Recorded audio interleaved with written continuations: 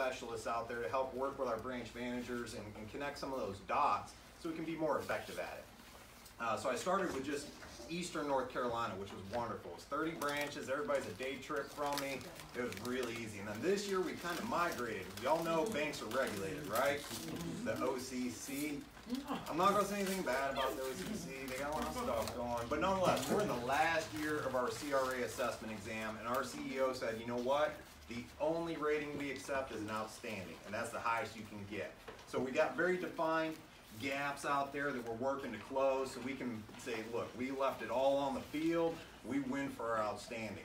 So now I service 6 states, which is not a day trip event, right? So now I got the Carolinas, I got the Virginias, and then Maryland and Kentucky, right? And so it's a unique footprint. Every state, very similar challenges, but different, right? You know, West Virginia is its own little beast. If y'all ever spend time there, it really is a unique state. I mean, I don't know too many places you can drive for 4 hours and not see another vehicle, right? But it can happen in West Virginia, right?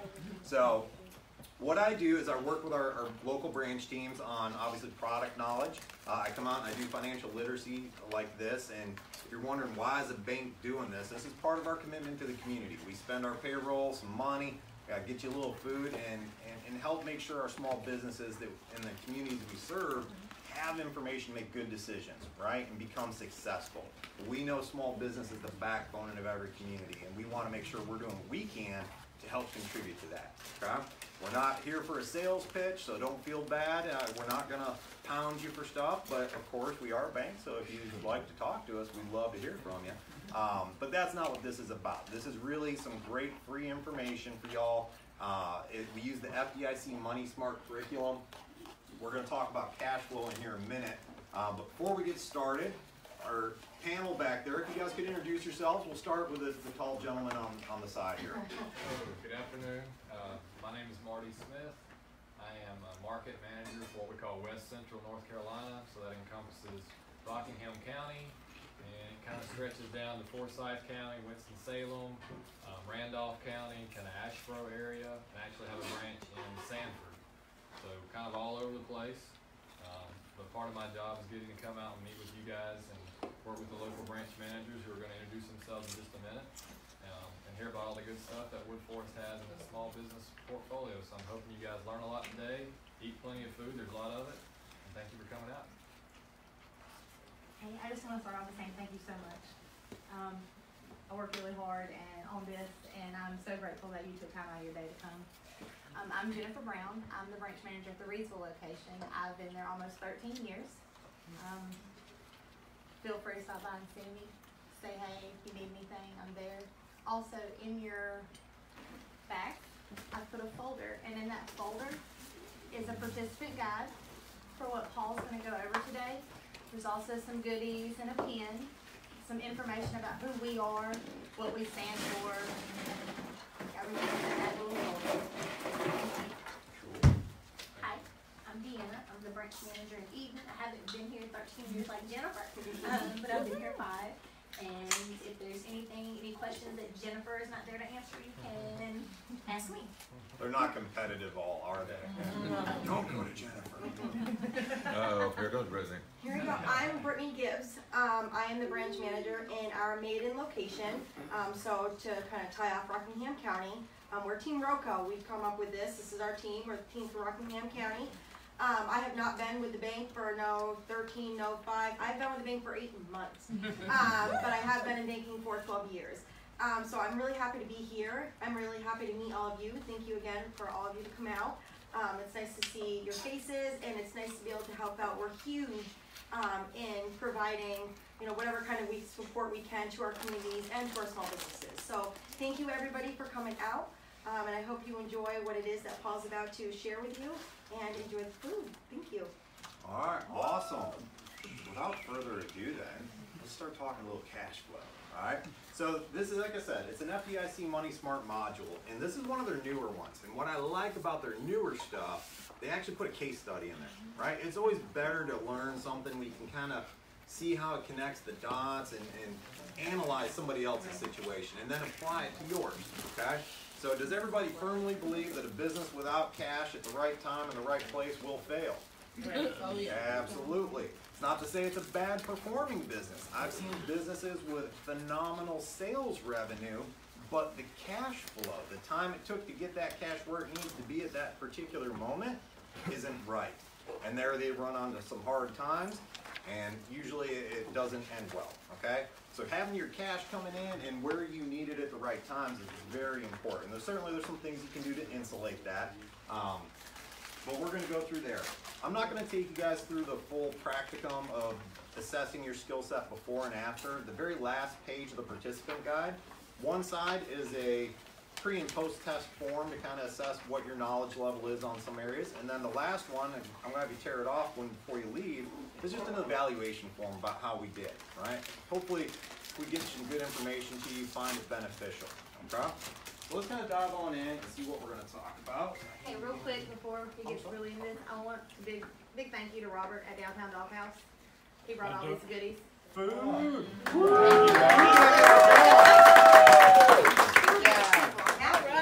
Very good. Without him, this is not a party. No. And we got the balloons now too. I mean, really, this is a full play. And Woodford, customer from day one. Good man. And I sing her virtues everywhere. For food, I wouldn't be here. Excellent. So, here's our disclaimer. I am not an attorney. I'm not a CPA. I'm not a doctor. So, I'm a banker. Meaning, for things of sensitive legal nature or that can impact your tax consequences, you always want to consult with a licensed professional, right? Whether that be your CPA, bookkeeper, an attorney, if you're into any of that kind of contractual type things. There are a lot of licensed professionals.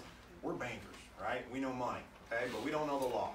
We know enough to be dangerous. That's why we don't talk about it, all right? Okay, so there's my disclaimer. Moving along. Everybody's going to be at a different spot along the continuum here, right? Some people have a lot of cash flow knowledge, some not so much, right? Or maybe you know enough, kind of like me in the law, to be dangerous, but you're not an expert, right? And I don't know if you can ever be an expert because it's always changing, right? As technology changes, your cash flow capacity and needs will change, right? Your accessibility gets faster, and it's going to move in an entirely different flow. But we all want to start somewhere, and by being in this room, you've committed to getting a little additional information, and so you're on the right path. Okay? So I guess before I go too far along, raise your hand, existing business owners and those that have been in business over 2 years. So success stories, right? Those are awesome, okay? The statistic one that I heard was, all right, out of 100 businesses, 10% will make it to year 5.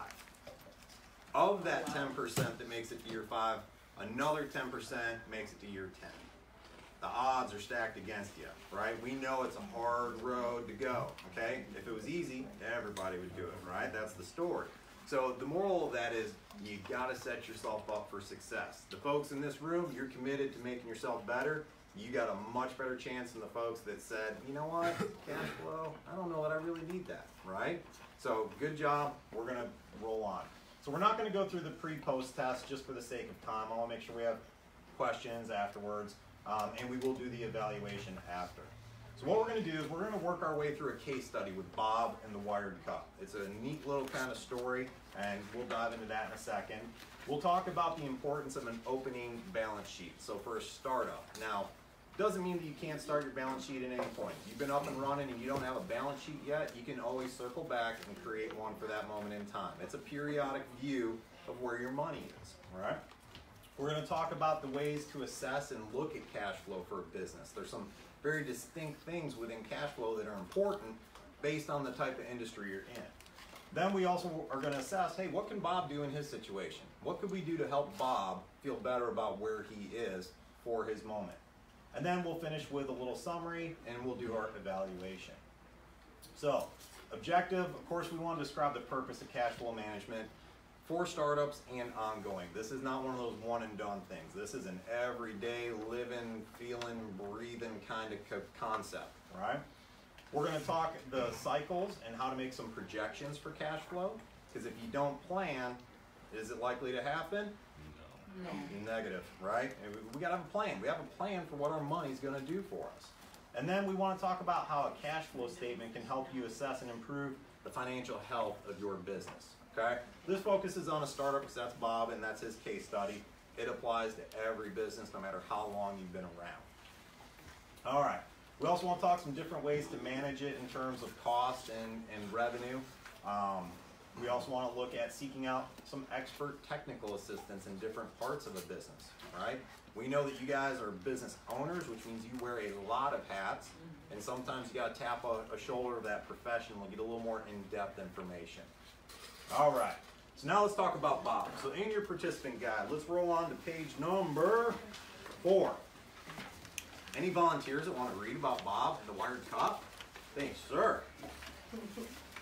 Can you do a balloon animal well? You read it, though. Actually, yes, I can. I bet you could. One hand behind the back. It's a giraffe. A snake. Bob recently opened a new bakery cafe, The Wired Cup. The cafe is a great location in a small college town. To get started, Bob invested $30,000 of his own money and received a $20,000 loan from a commercial bank. He spent $45,000 on startup costs, leaving $5,000 to run his business. The Wired Cup is already popular with students, university staff, and neighbors. Everyone loves the coffee and baked goods. A college dean has started to order croissants for the faculty during dining hall. Bob is building a great new business. However, Bob has concerns. He's not yet paid himself, and he wonders when he can. The $5,000 is almost gone. Given that his key customers are students, he assumes many of them will go home over the holiday breaks in the summer. Questions Bob is now asking. How will he pay his bills if there are fewer customers? Will he have enough money to ramp up again in September? Should he buy in bulk to reduce costs? Will suppliers allow Bob to buy on credit, or does he still have to pay cash? The good news is that Bob is thinking ahead. He has time to work to find some solutions. As we review the Wired Cup's cash flow issues, you'll be able to apply these concepts to your own business. All right, awesome. So with our business models, right, what kind of business are we in? So raise your hand if you're more service. Got a couple service, all right, about half the table, all right. Actual kind of retail, tangible goods. Got a little bit there, okay. Okay, cooking over this stuff. They're like, we don't know quite yet. We're still sorting through that, right? That's okay. So these are going to work for all of those. What I tell you is that I always like to think of a business as a mechanism, right? And for a different result, you're going to pull a different lever, right? And so our service industries are going to have a different set of levers they can pull versus a retail storefront where we got some products, okay? They each come with their own unique challenges, but conceptually they work the same, all right? So let's talk about Bob. First off, did Bob do good getting a $20,000 for a startup loan? Yeah, raise your hand if you think it's easy to get startup money. No hands up. Smart crew. It is not easy to get startup money. That is one of the hardest parts about beginning a business, right? And that's where really having a good resource plan, a good business plan, and identifying those gaps and how to fill them ahead of time makes sense. Sorry about that. I am so sorry about that. He's always a troublemaker. There's always one in every group. I'm sorry. It's a good radio. I like it. All right, so getting capital for a startup business is not easy. All right, and I'll be the first to tell you that there's some very creative ways you can go about it. That's a whole nother module. It'd take us another hour to discuss. Okay, but just know that historically speaking, startup money hard to get. So Bob got $20,000. That's a feather in his cap. He did really good scoring that. And it's a case study, so we can make up where he got it. It could have been an SBA, fund. It could have been crowdfunding from a family. It could have been an old retirement account. We don't, know what he leveraged to get that loan. Just know it wasn't easy for Bob. Credit score is directly going to influence your ability to get any type of capital. And when I say your credit score, I mean you personally. Okay, for a small business, and I'll define that as you have revenue of less than, let's call it 100 million, your credit score is pretty much king, right? You're always going to be putting a personal guarantee on that loan, and therefore those underwriters are grabbing your credit score because they're going to view how you take care of your finances is how you're going to treat the business, right? That's a pretty fair assessment, okay? Now, when you get to be a large business, your Coke, your Pepsi, your Walmart, personal credit score don't matter to them, right? Now it's company reputation, there's other factors at play, right? But that business credit score a lot of folks try and focus on is not the answer typically. When you're starting and getting going, it's that personal credit score, all right? So, you want to make sure you talk with your commercial loan officer before you need the loan. Why? It takes time to get this money, okay? This money is not going to happen in 2 days, right? There is a very long lead process. There's a lot of preparation that goes into it, all right? So one of the best pieces of advice is I can give some of these folks that have, say, a side hustle, like, you know, it's a business, but I still work full-time somewhere. Go ahead and get some documentation in place with your county, right? Whether you're doing an LLC, even if you're doing a sole proprietor, start throwing some revenue on your tax return. Report that side hustle and what you're doing, because that gives you time in the game, right? When that time comes that you need more money, usually the magic number that most underwriters want is 2 years of business tax returns. They're going to look for that Schedule C most often. And if you don't have it, then you weren't in business for the last 2 years, right? You were just kind of doing a hustle. So try and legitimize some of that as quickly as you can and get time in the game. All right. Avoid using credit cards to finance your business. That goes without saying. Horrible rate, right? I mean, it's not about how you get to that 2-year in life business, it's how you get there as well. And then we got a slew of modules. There are 13 total FDIC Money Smart modules that cover everything from, hey, what do I need to start a business, all the way to succession planning. It takes you through the whole life cycle. Cash flow kind of pops into the top third, right? Because it's one of those things that's fairly important. All right, so questions on debt before I move forward. You know, sometimes people always have something. And then sometimes they don't because the food is that good. All right, moving along. Let's break down Bob's opening balance sheet.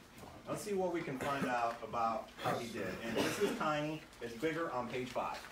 So that way you can actually read it. So if we look at his assets and liabilities, all right, so assets are typically things we own, right, and liabilities are things we owe to other folks. And in a balance sheet, we want them to do what? Balance. They should equal, right? I shouldn't have more assets or more liabilities. I need them to kind of be right in the middle, so I'm balanced, okay? So if we look at his assets, we know from our story he has $5,000 in the bank. So at the very beginning of this, knowing that he has a retail shop, a cafe, who feels great that 5,000 is the right number to start with? I'm a little nervous about it, right? It might be the right number. We'll find out soon enough, okay? So that breaks down his pre-opening expenses, or his inventory, right? So he spent a little bit on some accounting, advertising, certainly cable, internet. I mean, he's in a college town, right? I picture, again, I did this on the eastern side of North Carolina, so I always use Greenville as kind of a reference point, right? Greenville's a very ingrained college town with ECU there, right? And I can picture a cafe like this on any one of those corners, absolutely. But it's also a hotspot for kids, right? So he has to have spot-on internet access for them, right? Because that's what they're coming for a lot of times. He's going to spend a lot of money on insurance, which makes sense, right? He's in a retail storefront. There's a lot of liability coverage going on, right? He wants to protect himself, so I feel okay with that. Pretty big bill on ingredients, right? $3,500. I don't know if that's the right number or not. I'm not a barista or whatever, so we'll just assume that that's a fair number. And then we go through janitorial supplies, his lease expense, which seems fair. Legal fees, a little bit on the high end, but we're going to assume he probably overpaid to file some paperwork maybe, right? We can just kind of go on that assumption maybe. Licenses, permits, payroll. It breaks down all of his pre-opening or kind of current assets, right? We got a few fixed assets, right? Some kitchen equipment, and then the leasehold improvements. That's the bulk of what it was. So a leasehold improvement is this. I go into a strip mall and here's a space for rent. I'm going to rent it, but it used to be a daycare, and I want to turn it into a cafe. Well, those are going to look and feel very different, right? So I have to do leasehold improvements to make it look like the business I want it to be. So that was a big startup cost for him. He could have maybe shopped around for a better location that required a little bit less possibly, but hey, hindsight's 20/20. Office tech equipment, $2,300, so his total fixed assets, $29,500. His total current assets, which are the short-term ones, right, $15,500. We add that together, we get $50,000. Remember, he started with $30,000 of his own money, $20,000 on a loan. 30, 20, 50, we're good. Now we look at his liabilities.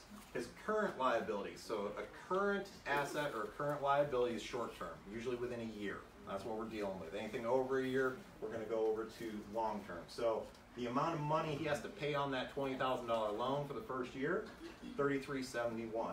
The balance over the life of that loan, $16,629. Total liability, $20,000. And then we have his equity. What does he own in that company, right? Y'all are like watching Shark Tank. I love Shark Tank, right? They're busting out these terms, right? They're breaking down their balance sheet. They're trying to figure out, where do I fit into this equation? Is it a good deal, right? Oh man, I've wasted so many hours of my life watching Shark Tank. I won't even tell you, but it's fun. All right. So we have liabilities of $20,000, equity of $30,000, total liability and equity $50,000. We balance. We're good. All right. So here's an assumption. His payroll is the loan is $20,000 over 5 years at a rate of 8 1/4, which isn't terribly bad. It might be a little bit high. Let's face it, rates are going up now, right? Crime's nothing but moving up. There's a few people trying to push back on that, but we'll have to wait and see how that goes. Payroll, he's got 3 workers paying him $10 an hour, and then he's going to have 2 full-timers going at the $30 an hour for 40 hours a week. Total cost $2,400. All right, so that's kind of Bob and how he started. Seems okay, right on the surface. Yeah, there's some questions possibly, maybe some things he could have done a little more efficiently, but I'm not feeling too bad yet. So let's really, before we dive deeper, let's talk about different ways to assess cash flow.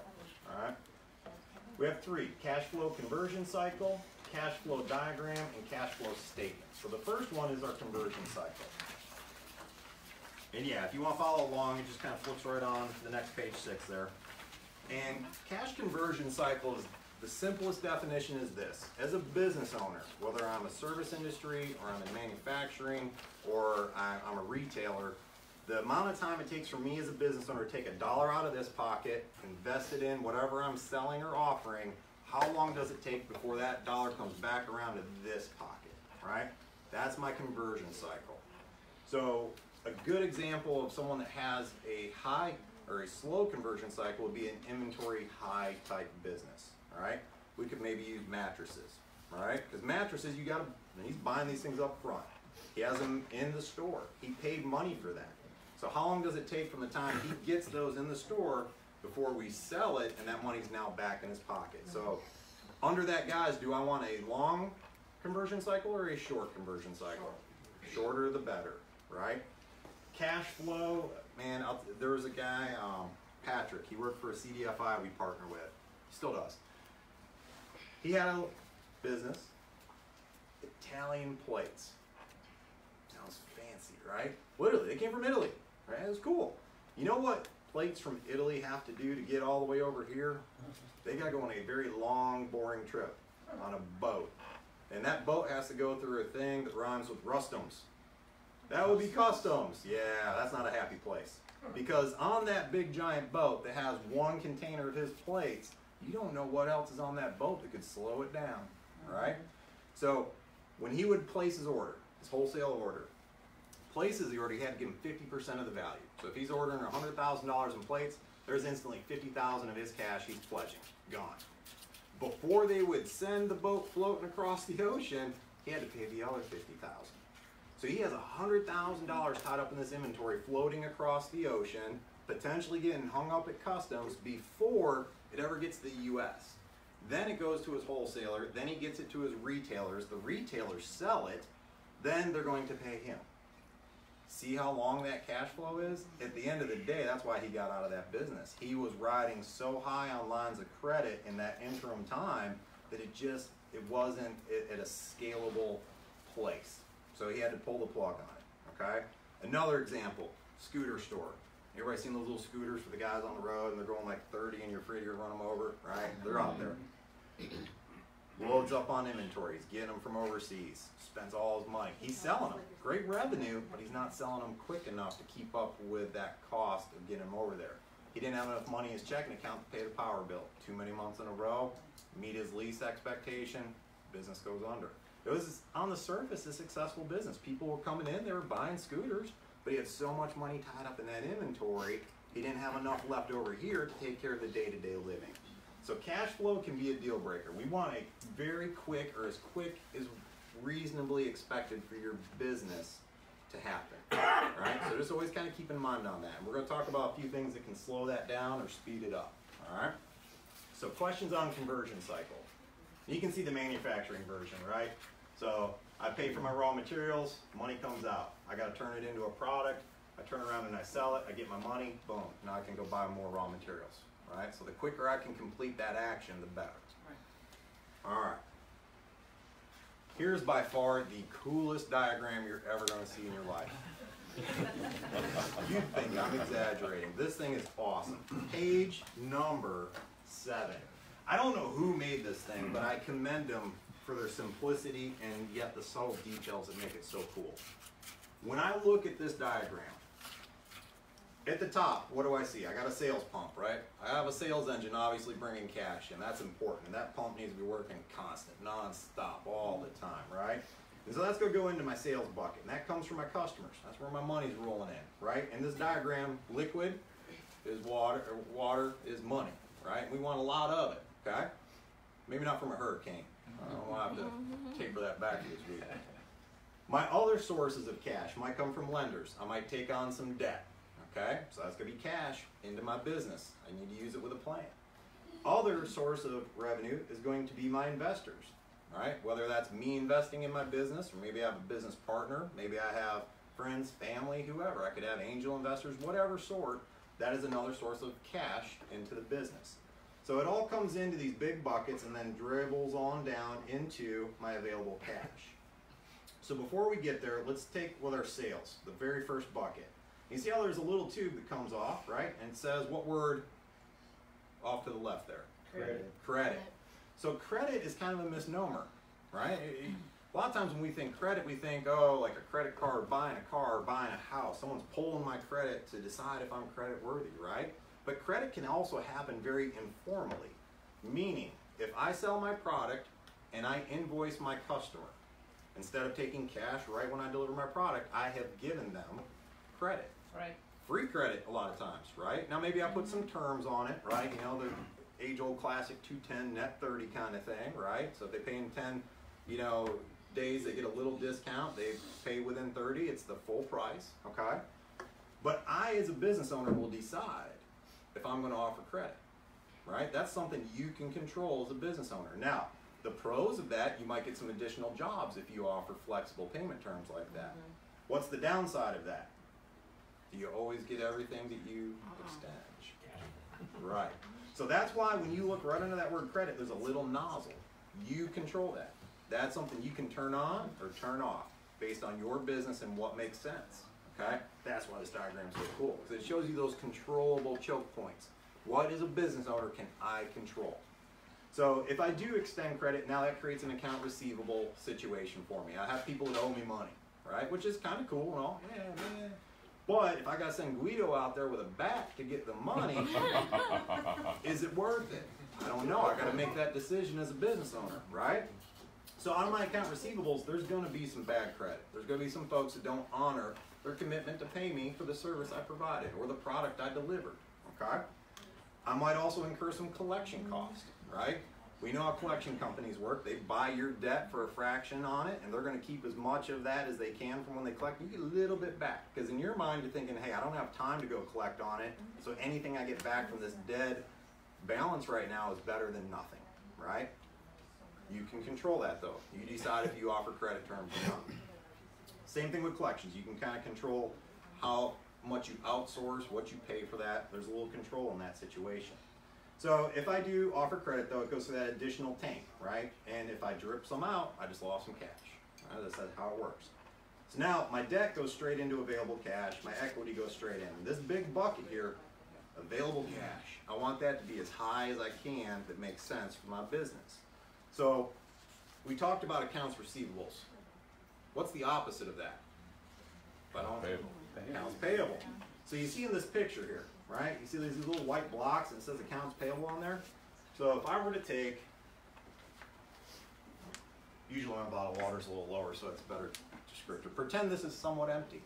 And I start dropping rocks in here. What's going to happen to my water level? It goes up. It displaces some of that space and it makes it appear like I have more than I do. Okay? So accounts payable as a business owner can help you. Meaning, if I sell t-shirts at a little stand, and I order my wholesale t-shirt for $5 a shirt, and they give me a month, 2 months to pay for that t-shirt, in that month or 2 months, what can I do with my shirt? Oh. I can sell it. Yeah.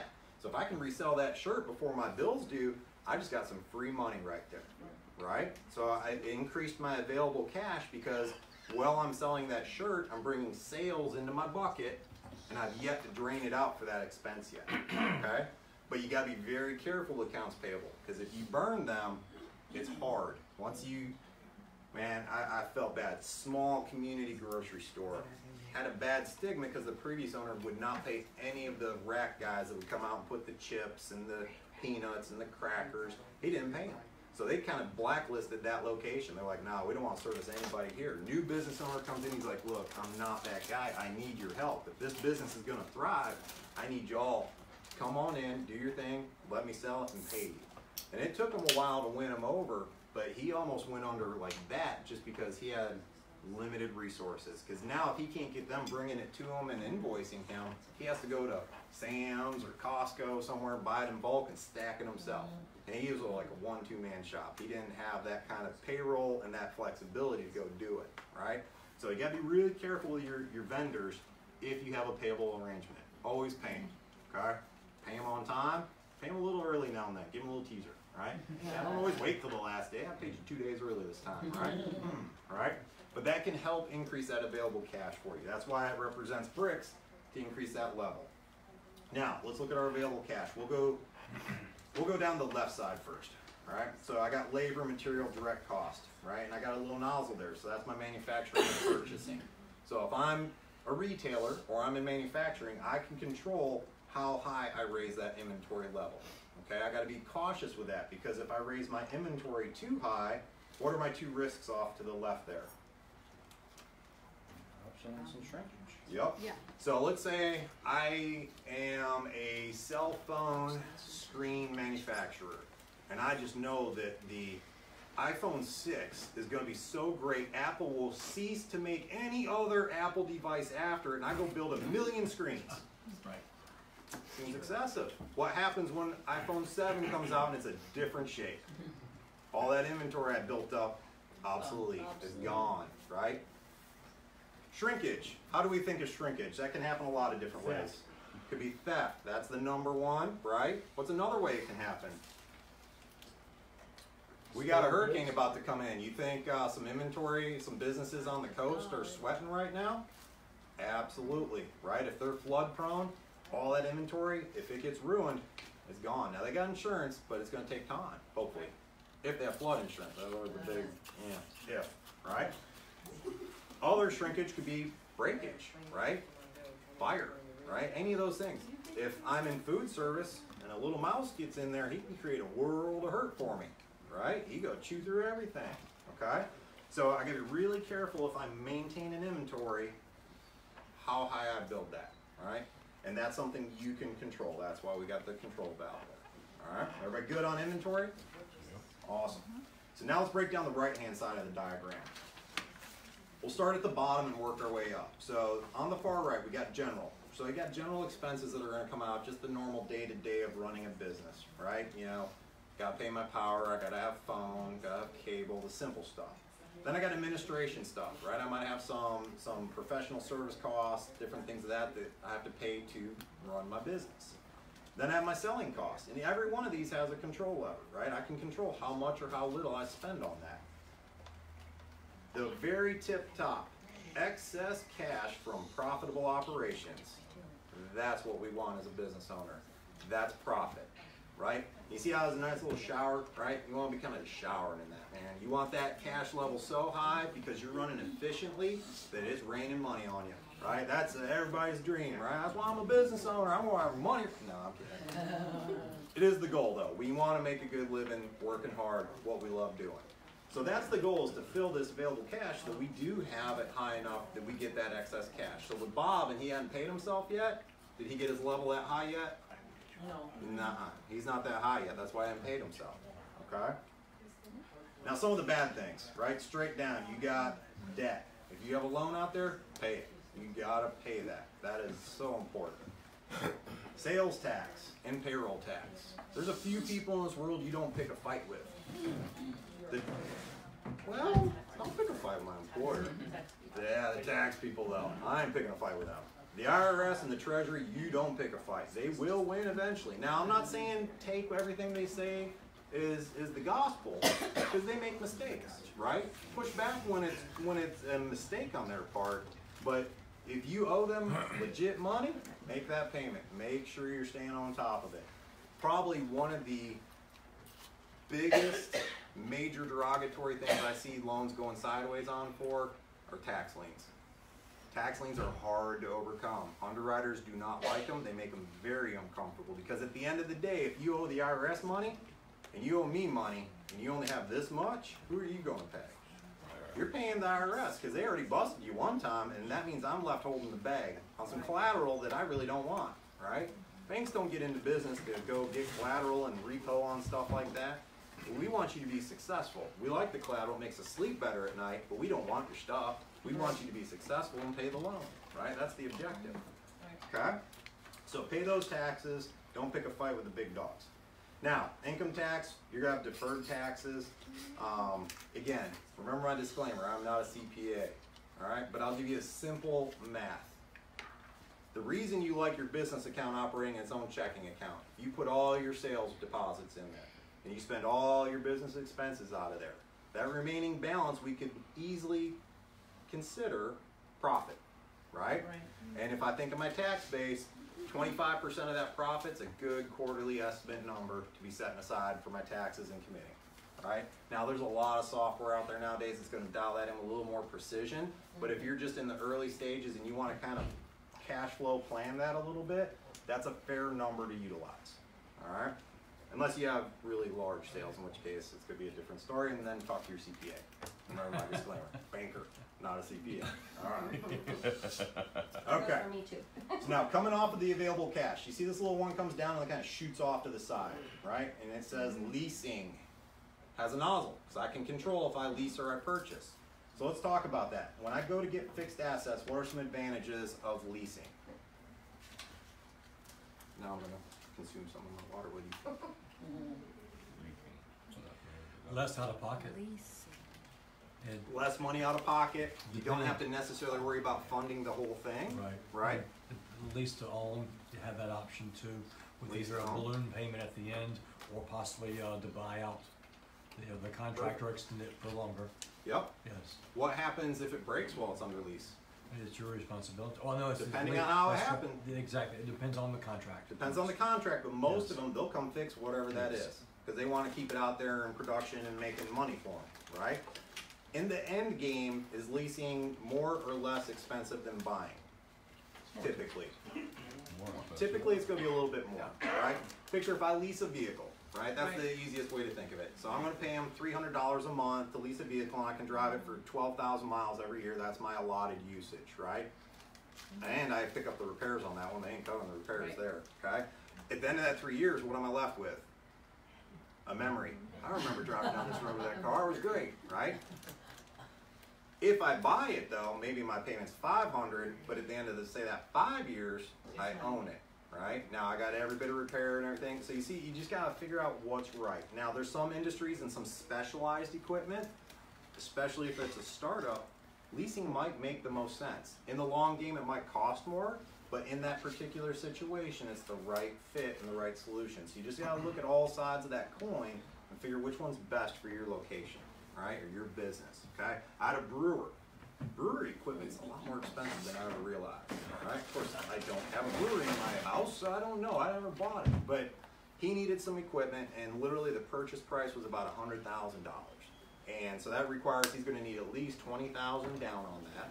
Right? So he's taking a big cash flow hit just to do the down payment, and then he has a very substantial monthly payment. We amortized it out over, ran the numbers over 7 years, okay? For him, it was a lot better solution to go ahead and lease it short term for now, start getting the cash flow off of the increased capacity he would get by having the new equipment, and then down the road, we look to purchase, right?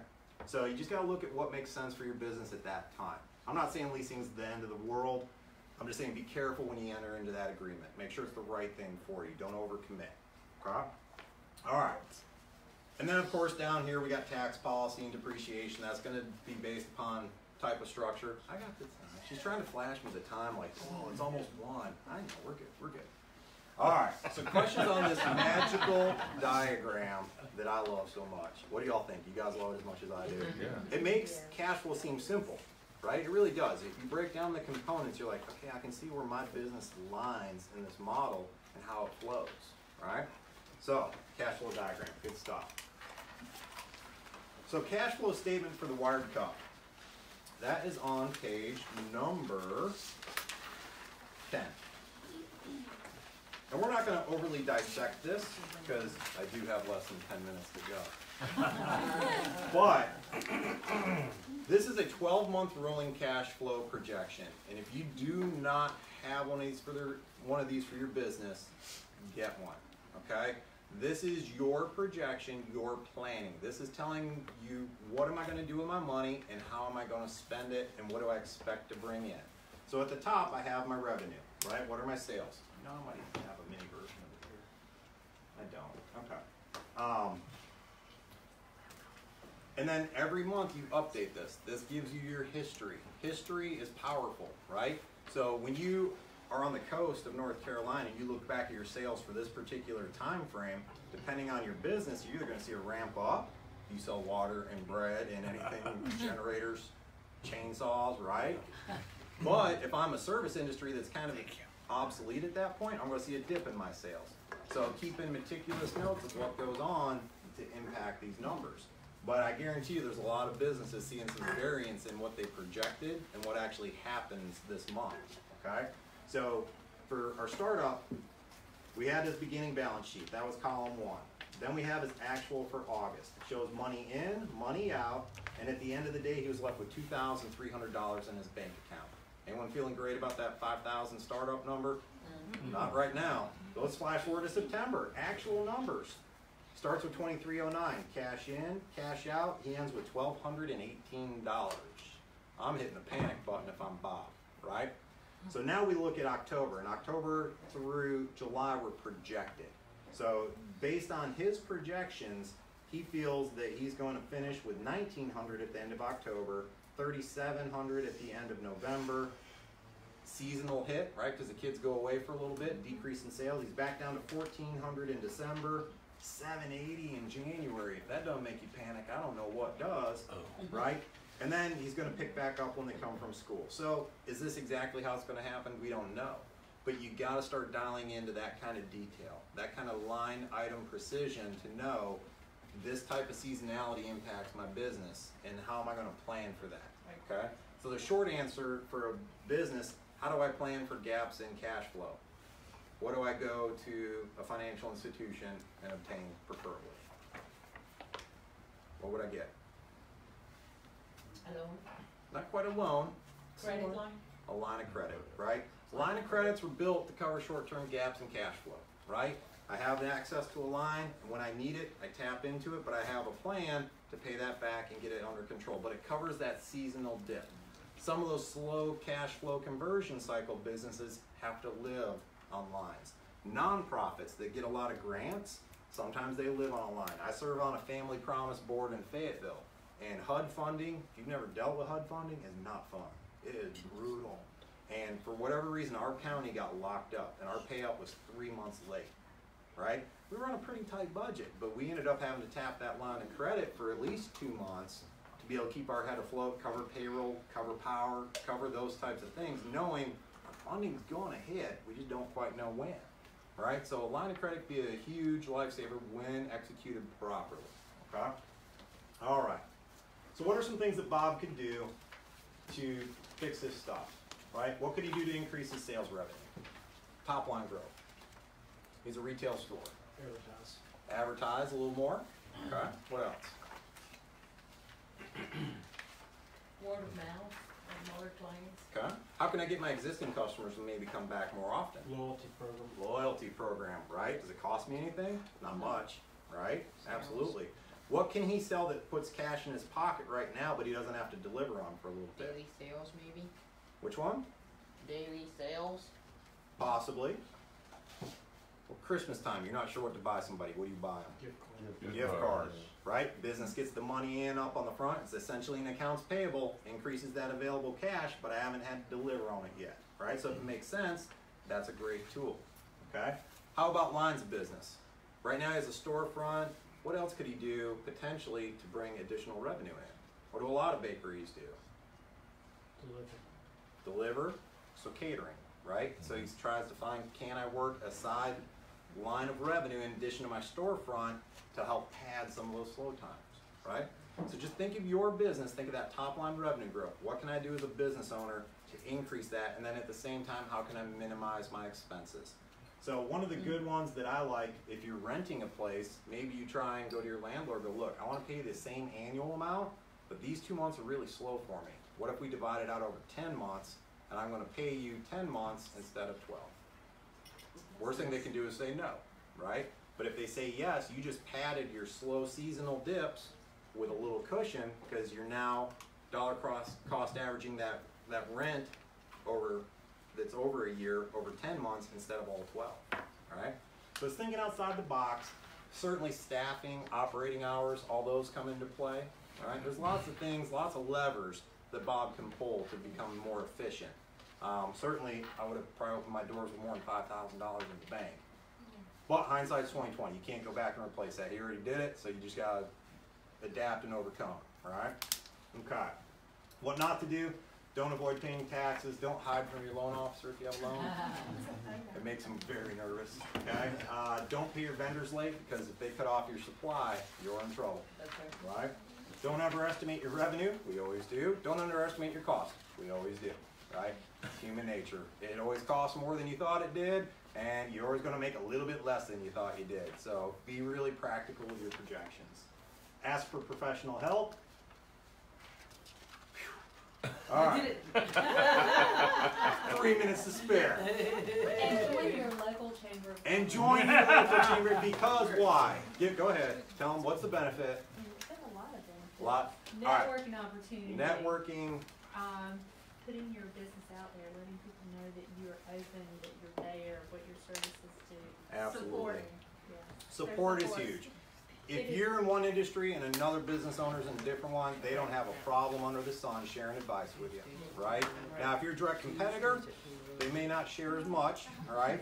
But the cohort of all the different businesses here is huge. So yes, chambers are great. Yes, sir. You mentioned that you know, it's always important to pay your taxes, of course, and whatnot. Yeah. And I understand that there's a few different organizations that can like help, you know, manage like what taxes you have to pay. Because I mean, it's hard to wrap your mind around all what taxes you have to pay as a business owner. Yep. What kind of services do you recommend for those sorts of things? You know, if you're unsure where to start, I always like to have folks either partner with a chamber if they have a list of tax professionals, or North Carolina's blessed with a small business center in every county. And they have a list of resources that they can get you in touch with, and a lot of those are at no cost or very limited cost. So I would consult with them because they keep a pretty fresh database of people to help with those specifics like that. Same thing with insurance, because insurance is all over the place, right? Depending on industry and even market where you are, right? The insurance world on the coast is different than out here in the Piedmont kind of area. So it's very specialized. Okay. Do you all have any specific people like locally that you recommend? I would have to defer to the branch manager. Oh, of the the branch market. manager. Yeah. So, And but then that can be a having one-off sports center conversation. opening up here. Oh yeah, Be I very heard about that. beneficial. That's really Yeah. cool. Yeah. Good questions. Any others? All right, y'all. Well, we're giving you 1 minute of your life back. We appreciate you coming out. Thank you very much. If you do have a chance to sign the photo waiver back there and complete your evaluation on the back page of the participant guide, we'd appreciate it. At a minimum, let's get the photo waiver because that way we can flash your shiny smiles everywhere. No names, of course. Your name is protected, but we get you paid. As long as I'm not gonna be. Yeah, right. Yeah. I need final approval.